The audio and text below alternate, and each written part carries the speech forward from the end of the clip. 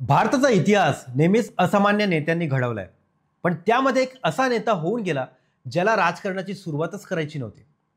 पण जेव्हा त्यांनी जबाबदारी घेतली तेव्हा भारताला तंत्रज्ञानाच्या दिशेने झेप घ्यायला लावली. होय, आपण बोलतोय भारताचे सर्वात तरुण पंतप्रधान राजीव गांधी यांच्याबद्दल.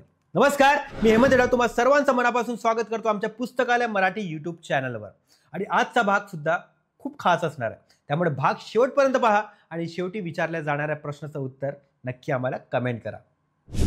राजीव गांधी यांचा जन्म 20 ऑगस्ट 1944 रोजी मुंबईत झाला. त्यांचे वडील फिरोज गांधी हे एक नामवंत खासदार होते आणि आई इंदिरा गांधी पुढे भारताच्या पंतप्रधान झाल्या. त्यांचं शालेय शिक्षण झाले देहरादूनच्या डून स्कूलमध्ये आणि त्यानंतर त्यांनी लंडनमधील इम्पिरियल कॉलेज आणि कॅम्ब्रिज युनिव्हर्सिटी येथे शिक्षण घेतले. आणि शिकत असतानाच त्यांची भेट झाली एक सामान्य पण तेजस्वी इटालियन मुलीशी, सोनिया मॅनो, आणि हीच पुढे बनली सोनिया गांधी. पण शिक्षण काही पूर्ण झालं नाही आणि भारतात परत आल्यावर त्यांनी निवडली एक वेगळी वाट, पायलट बनण्याची. इंडियन एअरलाइन्समध्ये ते पायलट म्हणून काम करत होते.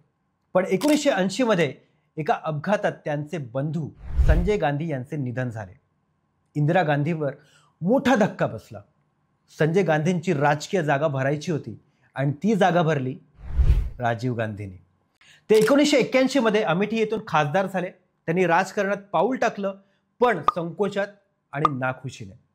मात्र पुढे जे घडलं ते इतिहासात अजरामर झालं.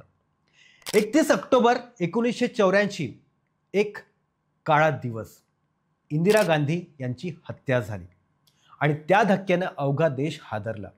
आणि त्या परिस्थितीत राजीव गांधींनी घेतली भारताच्या पंतप्रधान पदाची सूत्र. तेव्हा त्यांचं वय होतं फक्त 40 वर्ष. भारताचे सर्वात तरुण पंतप्रधान. राजीव गांधींचे नेतृत्व म्हणजे नव्या युगाची सुरुवात. त्यांनी भारताला संगणकाची ओळख करून दिली, टेलिकॉम क्षेत्रात क्रांती आणली आणि आधुनिक भारताचं स्वप्न उभं केलं. सॅम पित्रोदा यांच्या मदतीने त्यांनी दूरसंचार क्रांतीचा पाया रचला. त्यांनी युवा पिढीला केंद्रस्थानी ठेवून धोरणं आखली. नेहरू युवा केंद्र, राष्ट्रीय सेवा योजना यांना चालना दिली आणि पुढे त्यांनी परराष्ट्र धोरणात नव्या दृष्टिकोन आणला.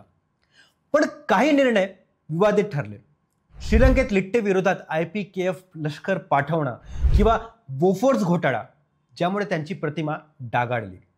1989 मध्ये काँग्रेसचा मोठा पराभव झाला, पण राजीव गांधींनी नवा संघर्ष सुरू ठेवला. 21 मे 1991 तामिळनाडूमधील श्रीपेरंबदूर येथे प्रचारसभेसाठी गेलेल्या राजीव गांधींचा एका आत्मघातकी बॉम्बस्फोटात मृत्यू झाला.